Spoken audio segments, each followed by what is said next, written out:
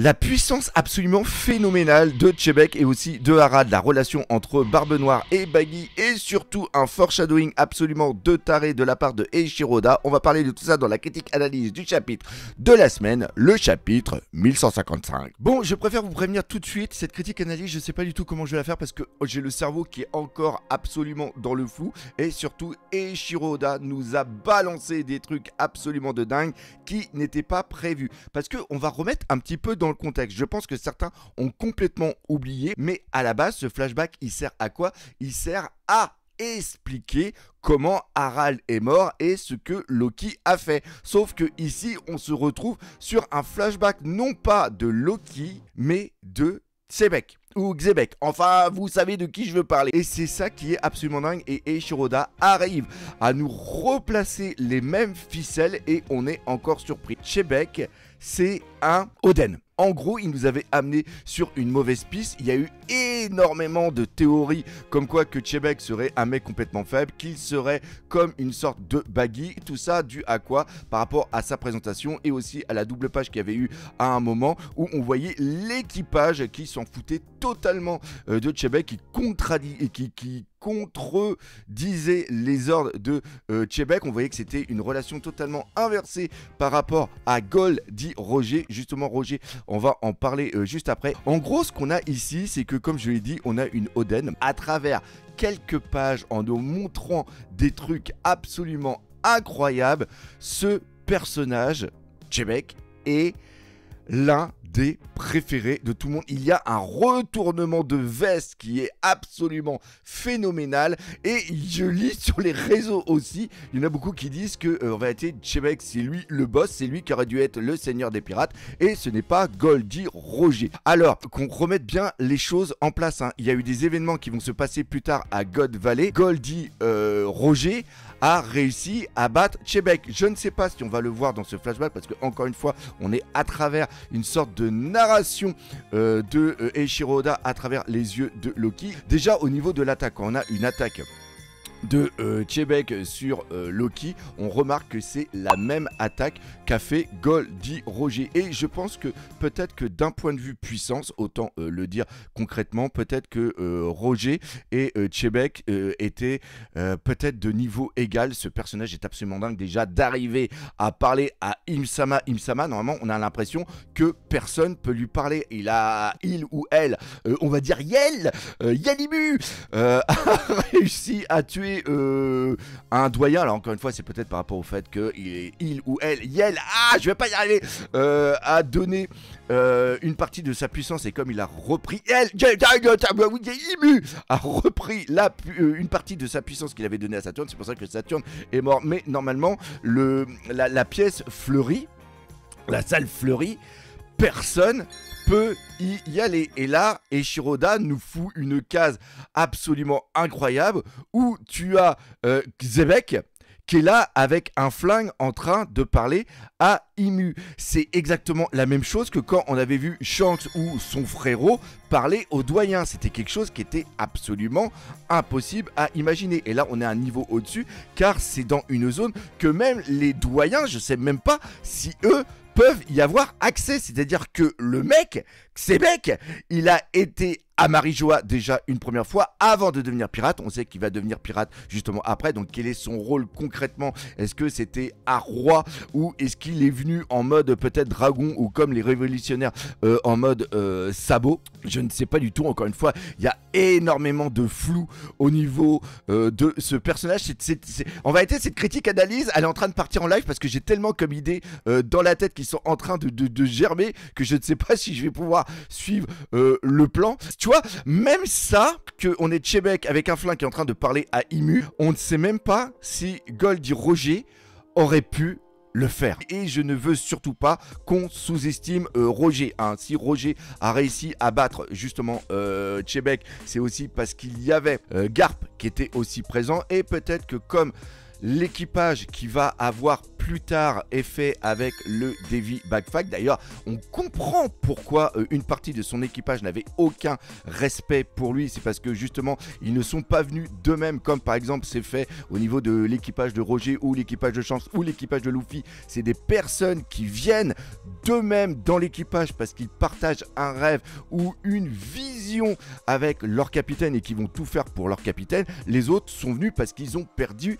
un pari, ils ont perdu le Davy Backpack. C'est un petit peu le même parallèle qu'on va avoir entre Barbe Noire, comment il a fait son équipage. D'ailleurs, on va parler tout de suite du foreshadowing de malade. Regardez le drapeau de Chebek, le crâne avec les flammes. D'ailleurs, pourquoi les flammes? Très très bonne question. Regardez quand il y a eu le Davy Backpack, ce qui s'est mis Luffy au niveau de son torse, c'est exactement le drapeau de Chebek, des Rocks. Alors, est-ce que quand Eiichiro Oda a créé le tatouage de Luffy, est-ce qu'il avait déjà dans l'idée le drapeau de Chebek ou est-ce que c'est un foreshadowing, je dirais inversé, c'est-à-dire qu'il a vu ça, il a vu ce dessin qu'il avait fait au niveau du Davy Backpack et après qu'il l'a utilisé pour faire le drapeau de Chebek. Hein. Il ne faut pas non plus surestimer le Goda, mais c'est quand même excellent. Et ce qui est absolument dingue avec Eiichiro Oda, c'est-à-dire que l'arc peut-être le plus détesté de toutes les personnes qui aiment One Piece, qui est le Davy Backpack, et bien ici prend une tournure complètement différente. Chebek serait une sorte de Foxy, ou Foxy serait plutôt une sorte de Chebek. C'est complètement incroyable ce que nous amène ce chapitre, parce que j'ai fait une première réaction live et après j'ai fait le montage, et quand j'ai fini la réaction live, je me suis dit le chapitre est très sympa mais sans plus. Sauf que quand j'ai fait le montage, je me suis aperçu que ce chapitre en vérité il est dingue, c'est-à-dire qu'il a inversé la narration de ce qui se passe au niveau de ce qu'il fait d'habitude. C'est-à-dire que d'habitude, quand il construit son chapitre, oui, je suis totalement en train de partir en live, je vous prie de m'excuser. Il aurait pu raconter l'histoire d'une façon différente. C'est-à-dire qu'on commence avec Harald qui arrive et qui parle à Loki. D'ailleurs, Loki, là, faut que je fasse aussi une parenthèse, parce que je viens juste d'y penser. Vous avez remarqué qu'il a les yeux bandés, mais quand il parle à Rox, il a les yeux qui sont normaux. Donc, en un sens, c'est le véritable... Il y a une sorte de parallèle, hein, justement, avec Katakuri qui se cache sa bouche à tout le monde. Et bien là, justement, Loki, c'est exactement la même chose. Il cache ses yeux parce que il a honte de ses yeux. Ses yeux, il a des yeux de démon. Et je pense qu'à la fin, ça fera comme Katakuri. C'est-à-dire qu'à la fin de l'arc Elbaf, il enlèvera ses bandages et il aura vraiment ses yeux et tous les géants vont l'accepter comme ça avec la personne qu'il est réellement. Pourquoi? Parce que Luffy va lui dire c'est pas peine de bander tes yeux, tu es comme ça, pour moi t'es mon pote, tu vas pas faire partie de mon équipage parce qu'il ne rejoindra pas l'équipage, je vous le dis, je veux pas que Loki rejoigne l'équipage justement de Luffy. Je pense qu'à la fin là il y a une très très belle symbolique qui va être faite. Je l'avais en tête mais j'avais peur de l'oublier justement pour après. Mais j'étais en train de parler de quoi à la base? Ah oui, la narration du chapitre, parce que d'habitude Eiichiro Oda il fait l'inverse. C'est-à-dire que normalement là il aurait dû mettre l'équipage en train de parler de tout ce qui se passe par rapport à la ruche, et que après il aurait fini avec ce qui s'est réellement passé à la rêverie et le final avec les informations avec Im-sama, et on aurait terminé le chapitre en disant ah mais c'est incroyable ce qui s'est passé avec Imu. Sauf que là il a inversé et il a mis Imu au début et après il a fait redescendre un petit peu la pression pour avoir les événements au niveau de la ruche. Est-ce que on aura les combats qu'il y aura à la ruche, et est-ce que après on aura tout ce qui se passe au niveau de God Valley au niveau de ce flashback? Malheureusement je ne pense pas, parce qu'il y a encore des questions qui doivent être répondues, dont ce que veut exactement le gouvernement mondial par rapport à Harald. On sait que Harald à un moment il va retourner au niveau de la rêverie, à un moment il va s'arracher les cornes. Pourquoi il s'arrache les cornes? Parce que encore une fois je vais revenir là-dedans parce que pour moi c'est hyper important. Normalement c'est le flashback de Loki et de Harald. Le flashback de Chebek, tout ce qui se passe au niveau de Chebek, normalement on ne doit pas l'avoir ici. En vérité il nous a hyper surpris, hein. C'est pour ça que la toile est totalement en train de s'enflammer, parce que tout ce qui nous a amené, personne ne l'avait prévu. Même si on a eu le flashback un petit peu en amont de Chebek quand il y avait Loki qui parlait un petit peu. Encore une fois, Chebek correspond, et on le voit justement à la fin de ce chapitre, Chebek est pour Loki ce que Shanks est pour Luffy. Il y a énormément de parallèles. Il y a même un parallèle sur la construction entre Luffy, son destin entre guillemets, et Barbe Noire, parce qu'on n'en parle pas assez de Barbe Noire. Mais Barbe Noire, est-ce qu'il fait réellement ce qu'il fait parce qu'il est Barbe Noire et parce qu'il a quelque chose en tête depuis le début, ou est-ce qu'il ne fait que reprendre les traces de son papounet? Il y a des choses qui sont en train de se passer avec les 2 derniers chapitres qui, d'un point de vue de la narration de One Piece, est totalement fou. Le rôle de Xebec et aussi Barbe Noire par rapport à Imu est complètement dingue, parce qu'à un moment il dit « I'll be back ». Il l'a fait en mode Terminator. Mais est-ce qu'il a vraiment backé? Est-ce qu'il est vraiment revenu? Parce qu'on voit qu'il a fait pas mal d'allers-retours pour prendre justement Harald avec lui entre Elbaf et son fief. Il n'avait pas encore de fief, il est différent des Vibafak qu'il avait. On a vu qu'à la fin de ce chapitre, il va aller au niveau de la ruche, qu'il est en train de tendre un piège au gouvernement mondial pour justement prendre du pognon. Et après, il est vachement machiavélique. Encore une fois, Barbe Noire, on voit comment il est machiavélique. Mais il tient quand même un petit peu du papounet. Les chiens ne font pas des chats. Après, on sait qu'il va avoir les événements de God Valley qui doivent se passer 4 à 6 ans après. Est-ce que durant ces 4 à 6 années, il est revenu voir Imu, ou est-ce qu'il n'a pas pu parce qu'il a été défait à God Valley et qu'il pensait faire quelque chose ou avoir quelque chose à God Valley pour après aller voir Imu? Est-ce qu'il était au courant comme Roger à la fin? Est-ce qu'il a été à Loftel? Est-ce qu'il a vu ce qui se passe? Est-ce qu'il a su qu'il était arrivé trop tôt? Est-ce qu'il est au courant que par rapport au siècle oublié, il y a quelque chose avec Imu et qui reviendrait peut-être justement à ce moment-là? C'est ça One Piece. C'est vraiment ça, One Piece, c'est absolument dingue. Vous voyez, normalement, je devais prendre le chapitre page par page pour vous raconter un petit peu. Et d'une simple chose, je suis totalement parti en live parce que on ne peut pas... On ne peut pas lire un chapitre One Piece fermé et après partir. One Piece, au niveau du cerveau, est complètement incroyable. Au niveau de l'extrapolation, au niveau des théories, c'est un truc de fou. Je vous ai même pas parlé de Baggy. À un moment, on voit la, comment s'appelle, l'affiche, le Wanted de... Qui ça?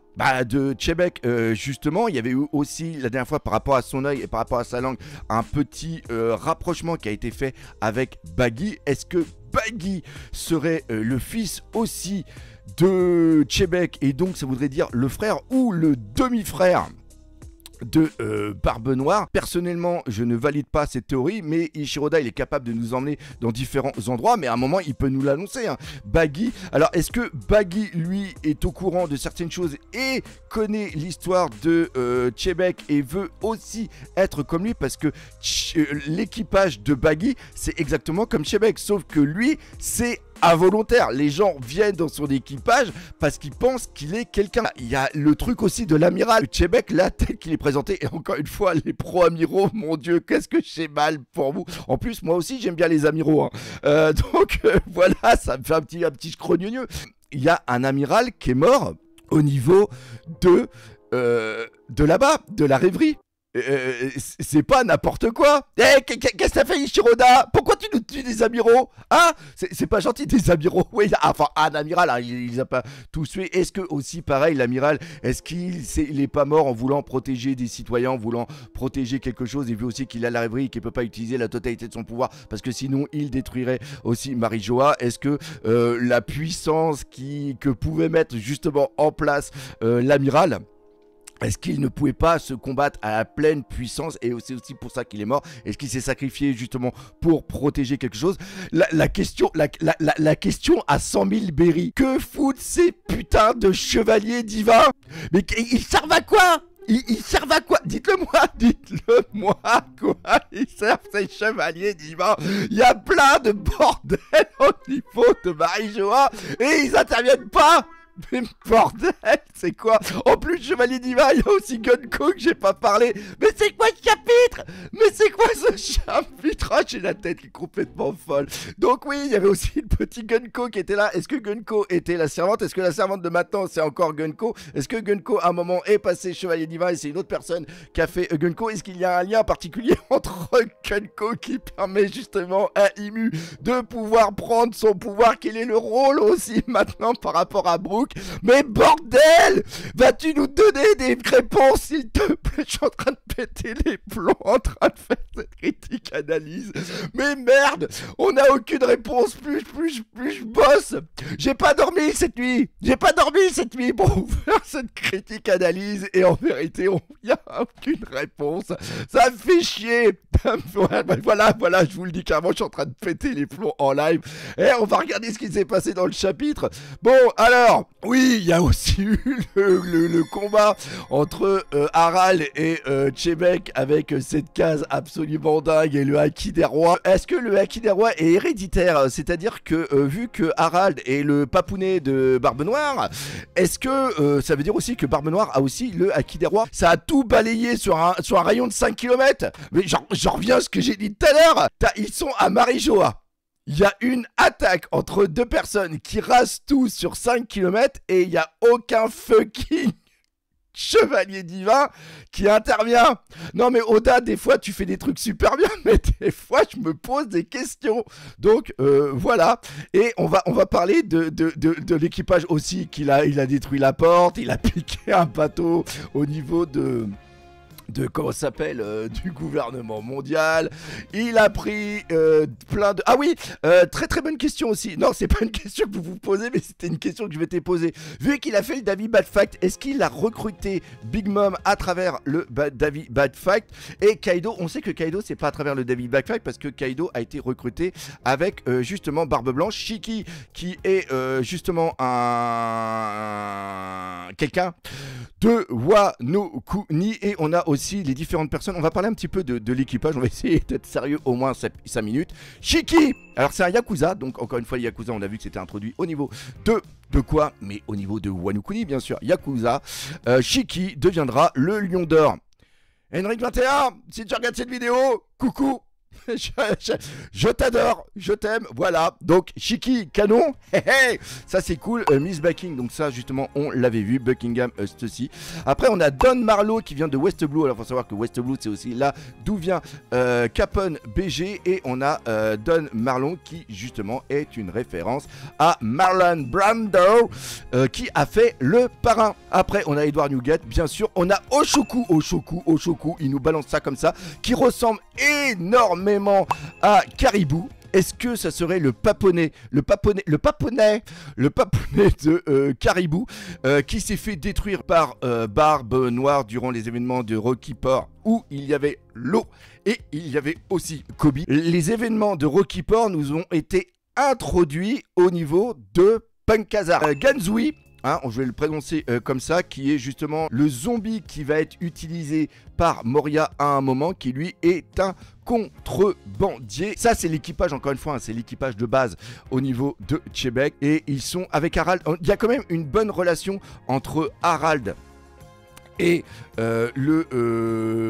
l'équipage des Rocks. Il y a une très très bonne relation. On va parler aussi de Loki parce que Loki c'est très important. Son père tenait à Loki, mais Loki, vu que encore une fois il pense qu'il ne mérite pas l'amour des gens, à un moment il dit mon papa est venu pour moi, mais non, en vérité c'est pas le cas, il est venu pour autre chose. Donc il se rabaisse tout le temps. Et on a aussi le truc qui est hyper important, c'est le roi du monde, qui est justement une information donnée par Loki à travers les dires de Chebek, parce que c'est ce que lui il veut devenir. Je n'ai plus souvenir, mais est-ce que c'est aussi ça que veut être concrètement Barbe Noire? Et on a une différence entre eux, et c'est ce que j'avais parlé la dernière fois, et je suis content que le sort de parallèle se fasse entre le roi des pirates et le roi du monde. Le roi des pirates, c'est pour être lui libre. Luffy veut être le roi des pirates pour être libre. Là, quand tu veux devenir roi du monde, c'est pour enlever la liberté aux gens et devenir une sorte de dictateur. Et le parallèle justement entre les deux est absolument dingue.